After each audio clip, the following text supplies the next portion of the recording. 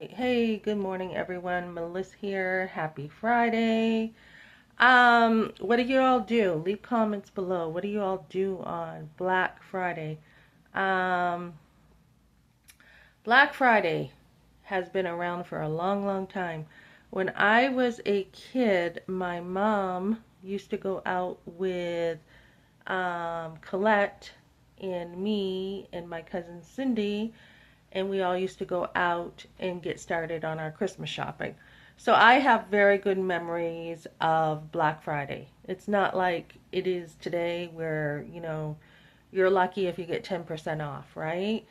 Wow, people, give them like 98% off. I was listening to a radio station, and this guy's like, if you want me to enjoy Black Friday, give me 98% off. Give me a deal I cannot resist. Black Friday, it's become pretty materialistic. But today is my son's birthday, 20. And it feels like yesterday we got here to Colorado. It really does. It's flown by. It's been like 3.5 years. I'm like, where did the time go? Um, Spam call. Let me decline that. Decline. There we go. It's like, where did the time go? He is just gone from a minor to all grown up. He is amazing. He was showing me his test scores at school. 100, 100, 100, 100, 95, 100, 100, 100. I'm like, good job. My other son is also in school, doing stuff with a Bible school, 95. My son's birthday here, 95 on ServeSafe on his like one of his finals.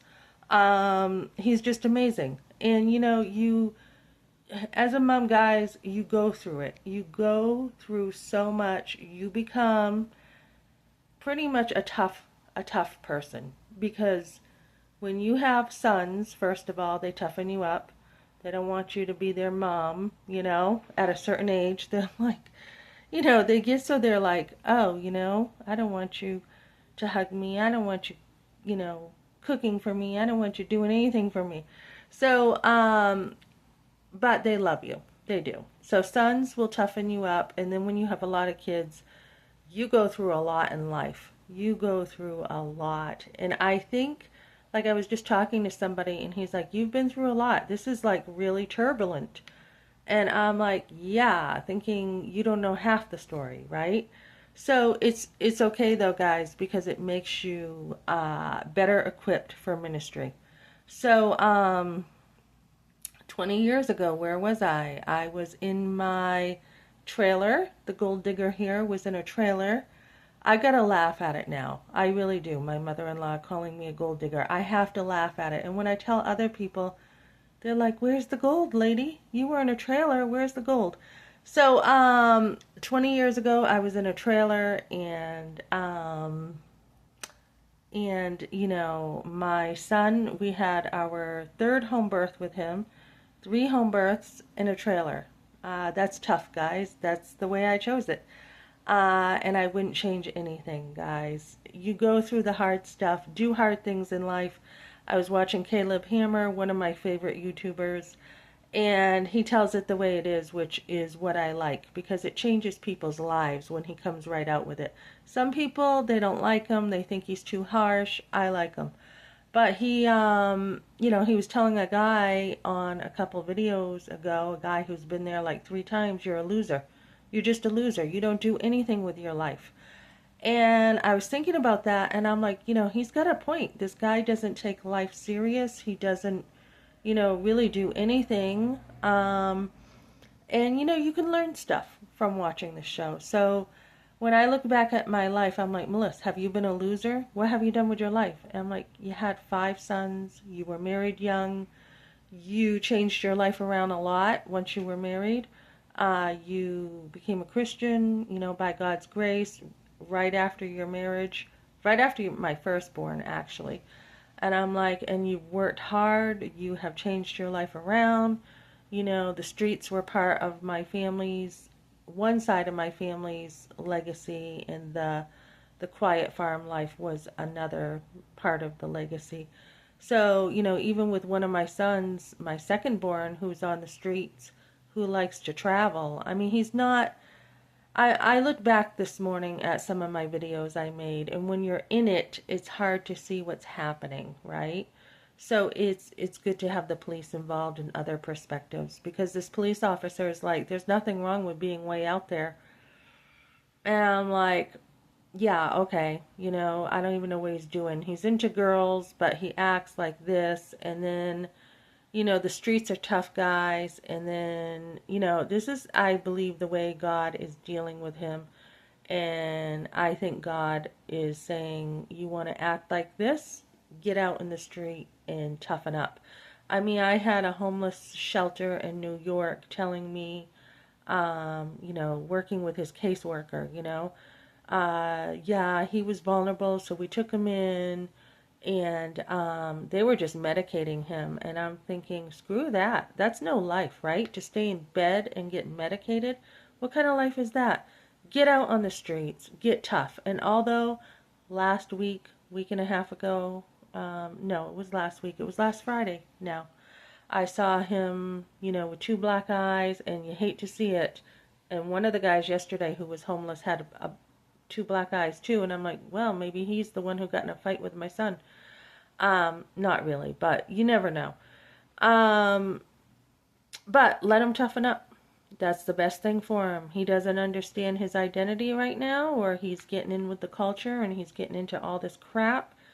Toughen up. Toughen up. I mean, it was hard last week, but now, to get the bigger picture and be like, okay, I can see God's plan.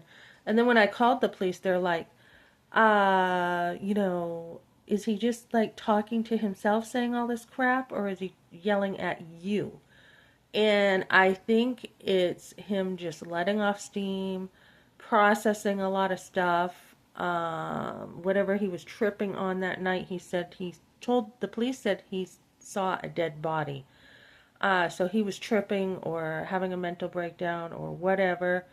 I think he was tripping. He had said something Monday in a text about weed. So he said he thought it was a fruit snack, something like that. He took weed. Again, everything is laced with fentanyl, not good. So it could be both. Either way, he's way out there. And I honestly, after talking to the social worker, and they're like, he's fine. If you bring him back to you, he's fine. I would rather see him, honestly, guys, and I hate to say this, someone on the street than in a place where they're just getting drugged up, right? Rehab is a good place. I was talking to another lady about it. They just opened a place in Colorado Springs, filling up with men who have addictions. So, rehab would be a better place because you got your freedom to be you, and you're not like in this medical facility where they're drugging you up, or in a county jail where they drug you up and that's their answer. Just drug them up, give them medication, right? So anyways, 5 sons, you're going to go through a lot. You're going to experience life. Have I been a loser? No. I changed my life. A lot of that street stuff my family was raised in benefited me as a mom to understand things better. Um, God has a way. He works everything out. You may not understand it. You're like, this doesn't make sense. What's going on? I did change a lot of the generational stuff. Homeschooling my kids. I had 5. I homeschooled. I did home births. That changed a lot of my child development with pro-life work. Um, each son is different. Each son is a blessing to me. My second son, like I said, he loves to travel. And he actually said, depending on his lady friend, depends on whether he goes to Montana. And he will be walking probably to Montana. I don't know how he does it. He just walked to Denver. He had $30 on him, and he knows how to survive. He knows how to survive in New Hampshire winters. He is a tough cookie. And it's funny because when he was just a little chunky baby, and he was my biggest one, he was my chunky baby. Um, not with his birth, but with his pictures. Well, I don't know. My last one was my biggest baby, but I had a picture of him with a cute little shirt that said "tough guy" on it.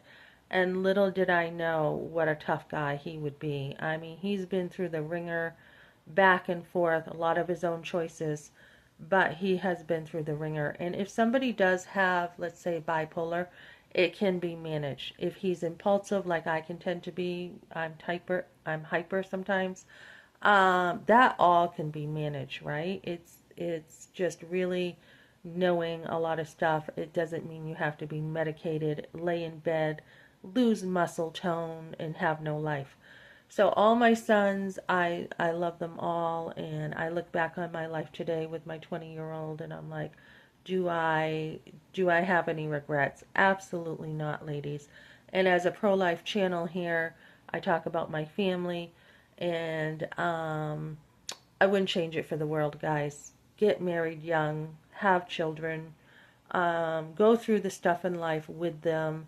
Don't be afraid of it. Actually, let it make you grow stronger. And somebody had said, are you afraid he will hurt you? And like I said, obviously, you don't know what someone's going to do when they're on drugs.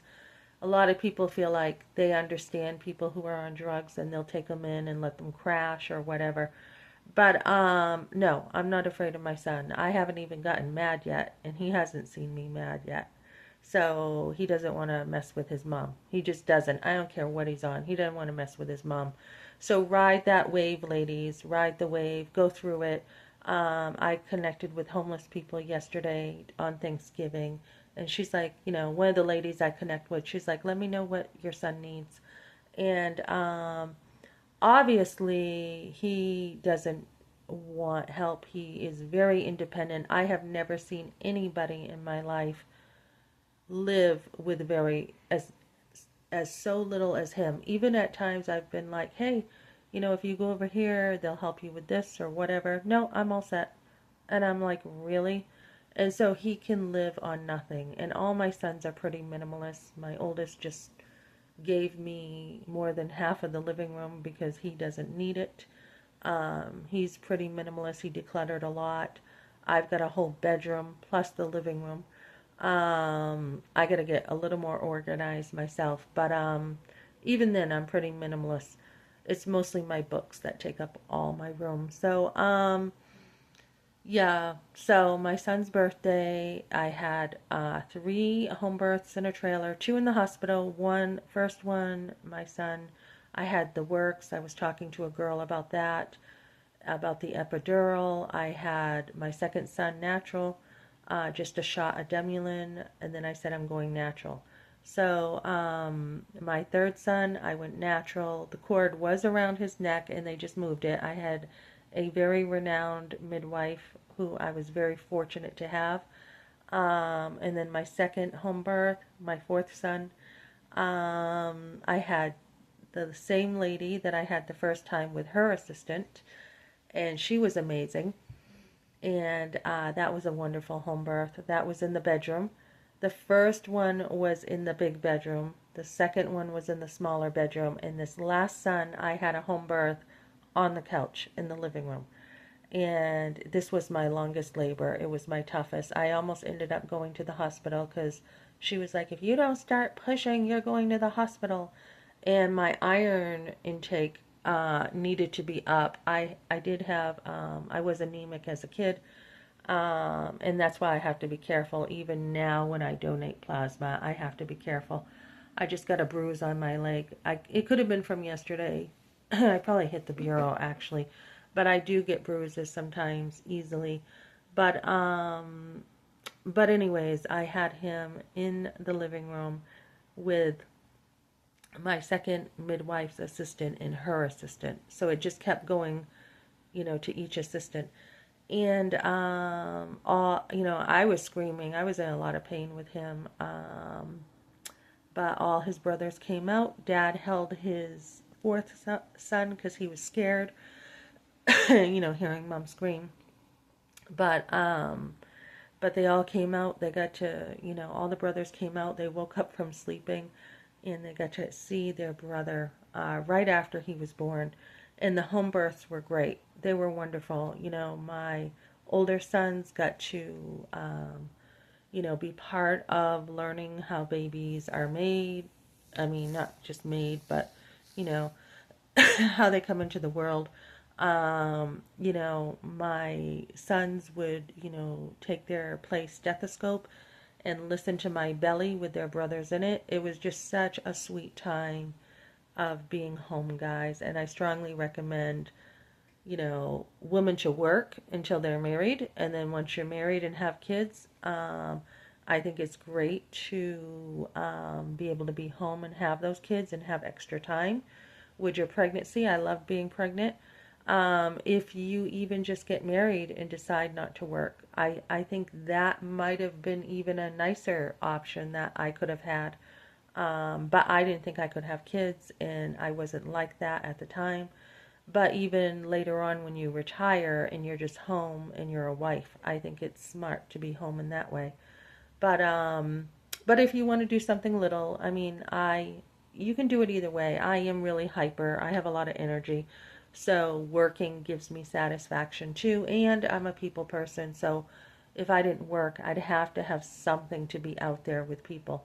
Um, but yeah, being home with your kids, very special time. I still did work. I worked even when I had kids, off and on because I was homeschooling. I couldn't work as much as I wanted. But special memories, guys, of my kids. And to see my son now on his birthday, his 20th birthday, and how well he has done, it just gives me a lot of pride. He's an amazing guy. Um, and then all of them, like I said, they live on very little. My third son backpacked around the whole country with his thumb, and then he backpacked around other countries with his thumb. So he is my really hyper guy. And then my other son, he's amazing with music. He does a lot with church. He's always in all the churches. He's the one in college for Bible study, and then my last son. So I was talking to somebody the other day in my cleaning work, and she said, I kind of want a lot of kids. And, I think it's important, guys, to have as many kids as you can. I would have liked to have more, but that's okay. And somebody said to me in the restaurant the other day, make sure your sons give you a granddaughter. And she's like, and then you can spoil her rotten. And I'm like, that's what my grandmother did. She spoiled me rotten. And she's like, that's our job. So I am now ready to be a grandmother, I think. I really am. And of course, when I teach kids at school, they just crack me up. And I find a lot of joy in being around kids. So that's what I got for now, guys. Just talking about my sons and making sure you do stuff with your life, guys. Don't be a loser. Do things, do hard things, and let it teach you to be stronger in life. Okay, thanks for joining me, guys.